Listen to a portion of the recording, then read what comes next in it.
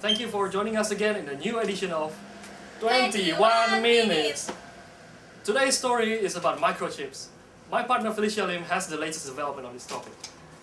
In tonight's story, we're gonna cover short history of microchip, the fact of microchip, medical issue, and we are also gonna be joining a friend in one of the clinic in China about the real practice in microchip. Then we're gonna hear an expert opinion from a pastor in Italy. Now let's hear our first story. Ladies and gentlemen, the microchip we are going to talk about in this program is an identification device, an implantable identification device as small as a grain of rice, as thin as a toothpick. 30 years ago, the first electronic tags were fixed to the ears of cattle to permit ranchers to track a herd's reproductive and eating habits. In the 1990s, millions of chips were implanted in livestock, fish, pets, even racehorses. Microchips are now fixed to car windshields as toll-paying devices, on contactless payment cards, such as Chase's Blink, MasterCard's PayPass. They are embedded in Michelin tires, library books, passports, and unknown to many customers, on a host of individual items at Walmart and Best Buy. You're watching Local 10 News, your problem solver station. 5 people in Puerto Rico diagnosed with Alzheimer's have now had microchips implanted into their forearms to help doctors treat them in case of an emergency.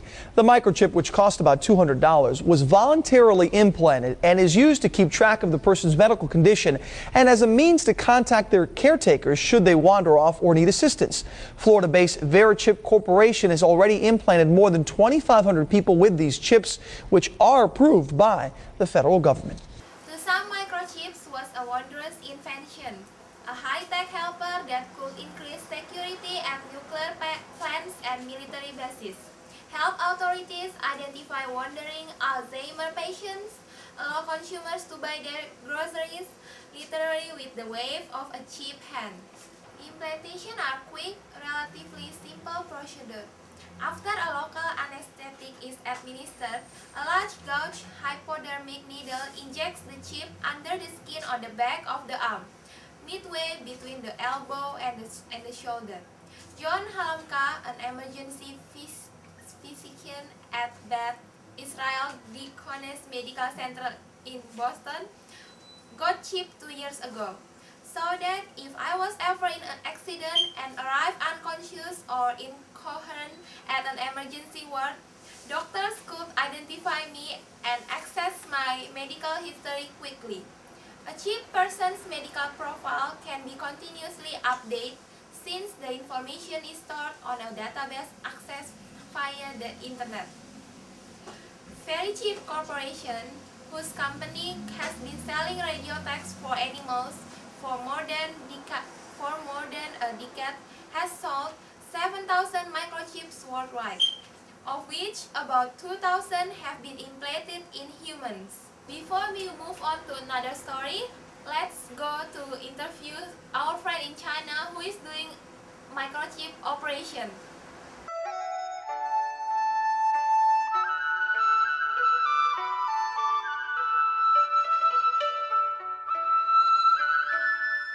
Ladies and gentlemen, I'm from Fujian, China. I'm here with a guy who are going to operate himself with microchip.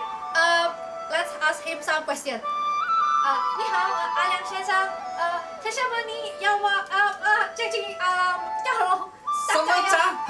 什么鸡鸡吧？我不知道啊，什么鸡鸡吧？好，什么你要我有microchip？我知道鸡吧，因为我没有钱呐，所以我operasi ya microchip 啊。OK，你拿那个我单就往下去啊，OK 了哦，我跟你们要了。Now we're gonna talk about medical issue. My partner Eric will explain to you about medical issue. Rick, your story. Oops.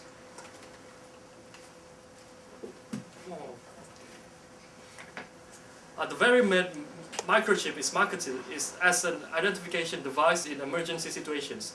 It is portrayed by their inventor as a much-needed device that is crucial in emergency medical situations and could possibly save lives.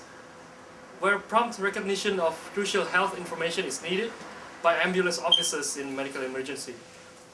It is described in Verimed's website as a device which is inserted under the skin in the back of the right arm.